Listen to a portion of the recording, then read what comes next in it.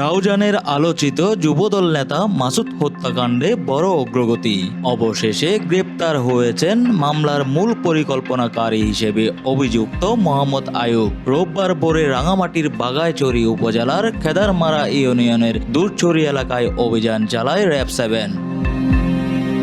সেখানেই ভগ্নিপতি শাহ আলমের বাড়িতে আত্মগোপনে ছিলেন আয়ুব। র্যাব জানায়, দীর্ঘদিন নজরদারিতে রাখা হয়েছিল তাকে। গোপন তথ্যের ভিত্তিতে চালানো হয় বিশেষ অভিযানেই ধরা পড়েন ৪৫ বছর বয়সী এই আসামি মোহাম্মদ আয়ুব। রাউজানের কদলপুর এলাকার বাসিন্দা। গ্রেপ্তারের পর প্রাথমিক জিজ্ঞাসাবাদও করা হয়েছে তাকে। পরবর্তী আইনি প্রক্রিয়ার জন্য আনা হয় চট্টগ্রামে। গত ১৩ জুন রাউজানের পাহাড়তলীর চৌমুহনী বাজারে ঘটে চাঞ্চল্যকর সেই হত্যাকাণ্ড।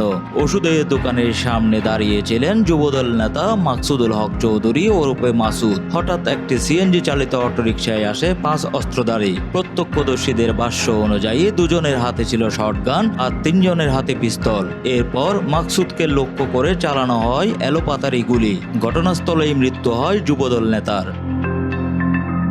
র্যাব-7-এর second in command major Jalis Mahmud Khan জানান, হত্যাকাণ্ডের নেপথ্যে মূল পরিকল্পনাকারী ও নির্দেশদাতা হিসেবে আয়ুবের নাম উঠে আসে। মূল অভিযুক্ত গ্রেপ্তার হলেও অভিযান শেষ নয়। হত্যাকাণ্ডে জড়িত অন্যদের ধরতে অভিযান অব্যাহত রয়েছে। নজর এখন পুরো চক্রের দিকে। রাজীব সেন প্রিন্স, চট্টগ্রাম সংবাদ প্রতিদিন।